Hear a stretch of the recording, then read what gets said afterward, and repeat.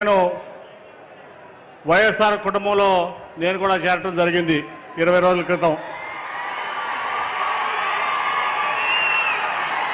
ఒకటైతే నేను ఖచ్చితంగా చెప్పగలను, నమ్మకానికి మారుపేరు జగన్మోహన్ రెడ్డి గారు, మోసానికి మారుపేరు చంద్రబాబు నాయుడు గారు.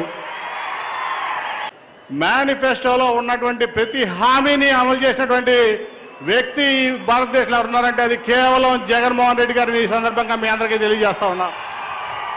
అట్లాగే ఆయన ప్రపంచంలోనే పేదల కోసం 2.5 లక్షల కోట్ల రూపాయలు పేదల కోసం ఖర్చు పెట్టినటువంటి వ్యక్తి జగన్మోహన్ రెడ్డి గారు.